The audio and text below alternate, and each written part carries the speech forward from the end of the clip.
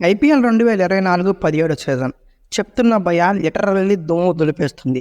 ఈ season start కాకముందే చాలా అంత హైప్ క్రియేట్ అయింది ఈ సీజన్కి. ఆ హైప్కి తగ్గట్టుగానే సూపర్ మజానిస్తుంది. కేవలం కంప్లీట్ అయింది 31 మ్యాచ్లే. అయితేనేం 50 మ్యాచ్లు సరిపడ రికార్డ్స్ని కుర్చీలో మడత పెట్టేశారు. ఎస్ఆర్హెచ్ సునామీ ఇన్నింగ్స్లతో ప్రత్యర్థులను దున్నేస్తుంటే కేకేఆర్ ఆల్రౌండ్ షోతో అదరగొట్టేస్తుంది. సిఎస్కే మైండ్ గేమ్తో అపోనెంట్ టీమ్స్కి చెక్ పెట్టేస్తుంది. ఇక ఆర్ఆర్ అయితే సైలెంట్గా పనిగానిచ్చేస్తుంది. అయితే ఈ సీజన్లో ఇప్పటివరకు 31 మ్యాచ్లు అవగా ఆల్మోస్ట్ 600 సిక్స్లు, మ్యాచ్ గాను యావరేజ్గా 19 సిక్స్లు, అలానే ప్రతి 5 బంతులకి ఒక 4, డెత్ ఓవర్స్లో అయితే ఏకంగా ప్రతి 4 బంతులకి ఒక 4. ఈ బ్లాస్టింగ్ వల్ల ఈ సీజన్కి మోస్ట్ ఎక్స్ప్లోజివ్ సీజన్ అని పేరు కూడా పెట్టేశారు.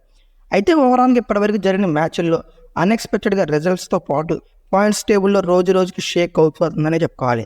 ప్రజెంట్ ఈ వీడియో టైంకి ఆర్ఆర్ 7 మ్యాచ్ల్లో 6 గెలిచి 1 మాత్రమే ఓడి టాప్ ప్లేస్లో ఉంది. ఇక సెకండ్ ప్లేస్లో కోల్కతా నైట్ రైడర్స్, ఆ తర్వాత థర్డ్ అండ్ ఫోర్త్ స్పాట్ వచ్చేసరికి సిఎస్కే, ఎస్ఆర్హెచ్లు ఉన్నాయి. అయితే పాయింట్స్ టేబుల్లో 7th మరియు 8th స్పాట్లో ఉన్న టీమ్స్ ఒక ఇంట్రెస్టింగ్ మ్యాచ్ ఆడనున్నాయి. ఈ మ్యాచ్ గెలిస్తేనే ఈ సీజన్లో ప్లే ఆఫ్స్ ఆప్షన్ అనేది వాళ్ళకి సజీవంగా ఉంటాయి. ఏప్రిల్ 18న రాత్రి 7:30 నుండి పంజాబ్ కింగ్స్కి హోమ్ గ్రౌండ్ అయిన Maharaja Yadavindra Singh international cricket stadium ముల్లాన్పూర్లో ముంబై ఇండియన్స్తో పంజాబ్ కింగ్స్ ఒక ఇంట్రెస్టింగ్ మ్యాచ్ ఆడనుంది. అయితే ఇరువురు టీమ్స్కి ఇది చాలా ఇంపార్టెంట్ మ్యాచ్ అనే చెప్పుకోవాలి.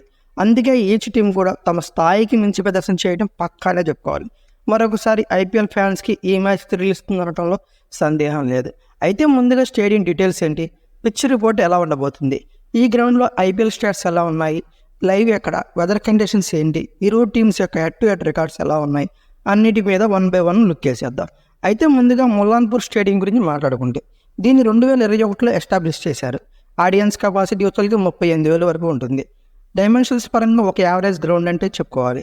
అంటే బౌండరీస్ బాగా ఎక్కువ కాదు, అలానే తక్కువ కాదు. ఎయిదర్ సైడ్స్ వచ్చేసరికి 62 నుంచి 65 మీటర్లు గాను, స్ట్రైట్ వచ్చేసరికి 72 నుంచి 75 మీటర్ల వరకు ఉండొచ్చు. పిచ్ రిపోర్ట్ గురించి మాట్లాడుకుంటే రీసెంట్గా సయ్యద్ ముస్తాఫ్ అలీ ట్రోఫీలో లోయెస్ట్ స్కోరింగ్ గేమ్స్ ఎక్కువగా జరిగాయి. అలానే బోత్ పేస్ బౌలింగ్కి స్పిన్ బౌలింగ్కి ఎక్కువ హెల్ప్ అయితే ఉంటుంది.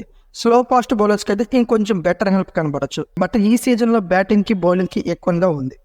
తర్వాత వెదర్ రిపోర్ట్ గురించి మాట్లాడుకుంటే ఇండియాలో సమ్మర్ సీజన్ స్టార్ట్ అయిపోయింది. అలాగే so definitely too much of హాట్గా ఉంటుందని చెప్పుకోవాలి. అలానే ముల్లాన్పూర్లో కూడా అట్టాగే వేడిగా ఉంటుంది. బట్ నైట్ మ్యాచ్ అవడం వల్ల కొంచెం కూల్గా ఉండే అవకాశాలు ఉన్నాయి.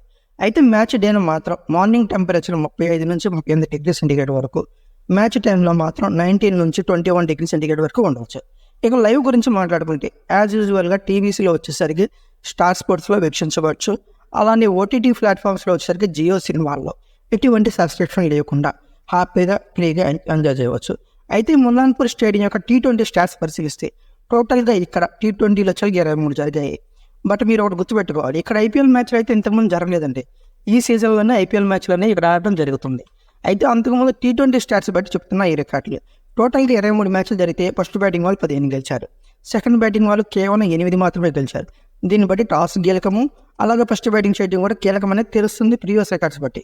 హైయెస్ట్ టోటల్ వచ్చేసరికి ఈ గ్రౌండ్లో T20ల పరంగా 238 ఫర్ 2 వికెట్స్గా జమ్మూ కాశ్మీర్ పేరట ఉంది. లోయెస్ట్ టోటల్ వచ్చేసరికి 53 పరుగులకి ఆల్ అవుట్ అయింది మేఘాలయ జట్టు. ఇక ఫస్ట్ ఇన్నింగ్స్ యావరేజ్ స్కోర్ చూస్తే 148, సెకండ్ ఇన్నింగ్స్ యావరేజ్ స్కోర్ చూస్తే 116 పరుగులు. ఇవన్నీ డొమెస్టిక్ రికార్డ్స్ కాబట్టి ఐపీఎల్ పరంగా ఇలా ఇవ్వండి రికార్డ్స్ అంతా విరుద్ధంగా ఉంటాయి. ఈ సీజన్లోనే పంజాబ్ కింగ్స్కి ఇది హోమ్ గ్రౌండ్గా ఎంట్రీ ఇచ్చింది. ఈ సీజన్లో పంజాబ్ ఇక్కడ ఆల్రెడీ 3 మ్యాచెస్ ఆడేసింది, 1 మాత్రమే గెలిచి 2 ఓడింది. సో హోమ్ గ్రౌండ్ అయినప్పటికీ పంజాబ్కి అయితే మాత్రం ఫేవర్ కాదు ఈ గ్రౌండ్. ఈ సీజన్లో గ్రౌండ్ స్టాట్స్ ఒకసారి పరిశీలిద్దాం. టోటల్గా 3 మ్యాచ్లు జరిగితే ఫస్ట్ బ్యాటింగ్ వాళ్ళు 1 గెలిస్తే సెకండ్ బ్యాటింగ్ వాళ్ళు 2 గెలిచారు. So chasing is the better option అని ఇక్కడ తెలుస్తుంది ఇప్పుడు పరిస్థితి బట్టి. హైయెస్ట్ టోటల్ వచ్చేసరికి 182 పరుగులు 9 వికెట్లు ఎస్ఆర్హెచ్ పేరట ఉంది. లోయెస్ట్ టోటల్ వచ్చేసరికి 147 పరుగులకి 8 వికెట్లు కోల్పోయింది పంజాబ్ కింగ్స్.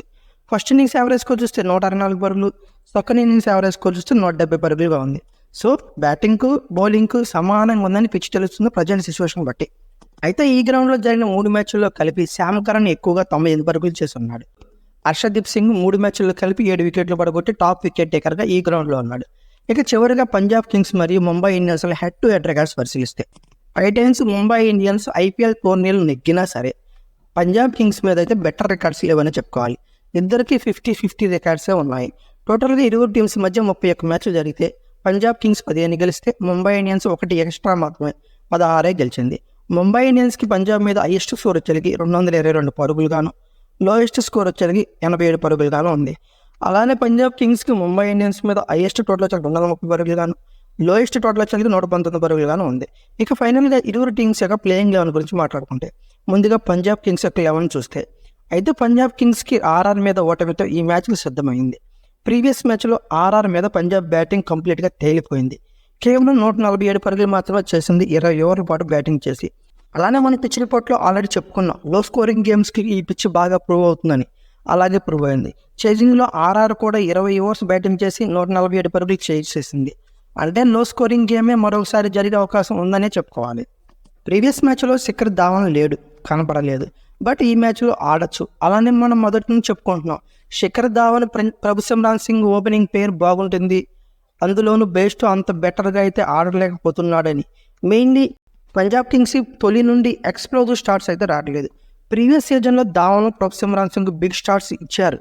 అలానే మిడిల్ ఆర్డర్లో శామ్ కర్న్, జితేష్ శర్మలో ఇద్దరు మంచి స్కోర్ చేయలేకపోవడం పంజాబ్ భారీ స్కోర్ చేయడంలో దెబ్బ పడిపోతుంది.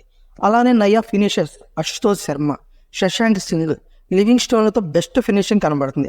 గత కొన్ని మ్యాచ్ల నుండి వీళ్ళ వల్ల బ్యాటింగ్ లేకపోతే పంజాబ్ కింగ్స్ కంప్లీట్గా బ్యాక్ ఫుట్లో ఉండేదనే చెప్పుకోవాలి. అయితే కొద్దిగా గొప్ప బౌలింగ్ యూనిట్ పరంగా పంజాబ్ బలంగానే కనిపిస్తుంది. మెయిన్లీ పేస్ యూనిట్ స్ట్రాంగ్ జోన్లో ఉన్నట్లే ఉంది. బట్ ప్రీవియస్ మ్యాచ్లో హర్షదీప్ సింగ్ లయ తప్పాడు.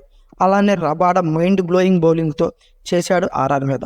4 ఓవర్లు వేసి ఐ థింక్ 18-17 పరుగులు అనుకుంటా ఇచ్చి ఏకంగా 2 వికెట్లు పడగొట్టాడు. అలాగే శామ్ కరణ్ కూడా చాలా ఇంప్రెసివ్ బౌలింగ్ చేశాడు. హర్షల్ పటేల్ మాత్రం యాజ్ యూజువల్గా ఎక్స్పెన్సివ్గానే ప్రూవ్ అవుతున్నాడు. హర్ప్రీత్ బార్తో స్పిన్ పంచుకున్న లివింగ్ స్టోన్ కూడా ఇంప్రెసివ్గా అనిపించాడు. అయితే లివింగ్ స్టోన్ రాహుల్ చహర్ కంటే బెటర్గా స్పిన్ వేయడం ఇది డెఫినెట్లీ పంజాబ్ కింగ్స్కి హ్యాడెడ్ అడ్వాంటేజ్ అని చెప్పాలి. నాకు తెలిసి ధావన్ మినహా చేంజెస్ అయితే ఎక్స్పెక్ట్ చేయలేం.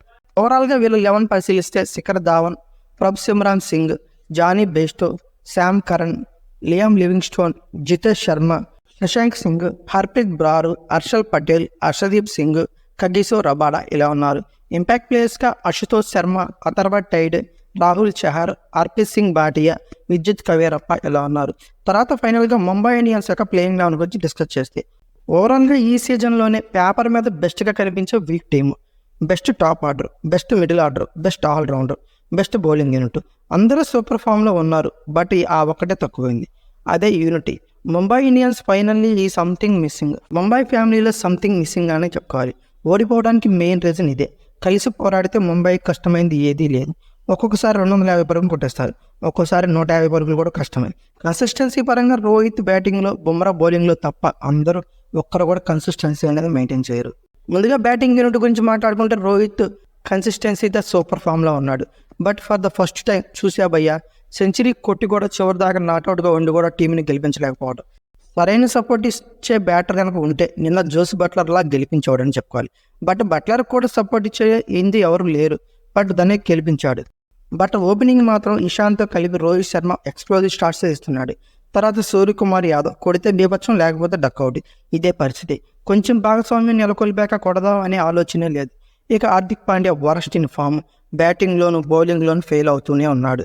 ఇక తర్వాత టిమ్ డేవిడ్ నిన్న సిఎస్కేతో మ్యాచ్ వినాయిస్తే ఈజ్ ఇన్ టెరిఫిక్ ఫామ్ అనే చెప్పుకోవాలి. అలానే షబాడ్ వల్ల లాభం కంటే నష్టం ఎక్కువ కనబడుతుంది. టూ మచ్ ఎక్స్పెన్సివ్ ఎకానమీతో పరుగులు చేయడం డెఫినెట్లీ డేంజర్ సిగ్నల్స్ కనబడుతున్నాయి. మఫాకా లేని లోటు స్కోర్స్ ఇవ్వడంలో మాత్రం ఇతనే తెలుస్తున్నాడని చెప్పుకోవాలి. కొద్ది గొప్ప స్పిన్ యూనిట్లో శ్రేయస్ గోపాల్ మరియు మహమ్మద్ నబీలే టచ్లో ఉన్నారు. అలానే నిన్న మ్యాచ్ వినాయిస్తే ఆకాష్ మద్వాల్ బౌలింగ్లో మంచి రోల్ ప్లే చేస్తున్నాడు. అలానే హార్దిక్ పాండ్యా, కోయట్జీలు మోస్ట్ ఎక్స్పెన్సివ్ రన్స్ ఇవ్వడం జరుగుతుంది. ఇక ఫైనల్గా జస్ప్రీత్ బుమ్రా. ముంబై గెలిచినా పోరాడినా అది బుమ్రా వల్లే అవుతుందని చెప్పుకోవాలి.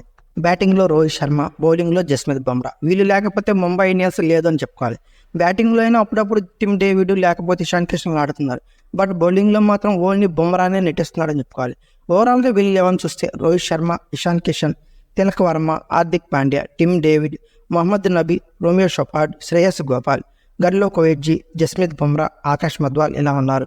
ఇంపాక్ట్ ప్లేయర్స్గా సూర్యకుమార్ యాదవ్, డేవాల్డ్ బ్రేవిస్, నమన్ ధీర్, నేహాల్ వదీరా, పీయూష్ చావ్లా ఇలా ఉన్నారు. ఓవరాల్గా ఐపీఎల్ స్టాట్స్ మరియు హెడ్ టు హెడ్ రికార్డ్స్ వీళ్ళ కీ ప్లేయర్స్ ప్లేయింగ్ లెవెల్ను పరిశీలించాక ముంబై ఇండియన్స్ విన్నింగ్ పాసిబిలిటీ 52% గాను, పంజాబ్ కింగ్స్ విన్నింగ్ పాసిబిలిటీ 48% గాను ఉంది. అయితే మీ ఒపీనియన్ ప్రకారం ఈ మ్యాచ్లో ఎవరు గెలుస్తారనుకున్నారో కామెంట్ బాక్స్లో పిన్ చేయండి. అలాగే ఈ మ్యాచ్లో గాను ఇరువురు టీమ్స్లో కలిపి బెస్ట్ పర్ఫార్మెన్స్ ఇచ్చే ప్లేయర్ ఎవరు అనుకుంటున్నారో కూడా కామెంట్ బాక్స్లో పిన్ చేయండి. ఈ వీడియో కనుక మీకు నచ్చినట్లయితే లైక్, షేర్, కామెంట్, సబ్స్క్రైబ్ చేసుకోండి. అలాగే పక్కనే ఉన్న బెల్ ఐకాన్ ఒకటి మాత్రం మర్చిపోకండి. Thank you for watching.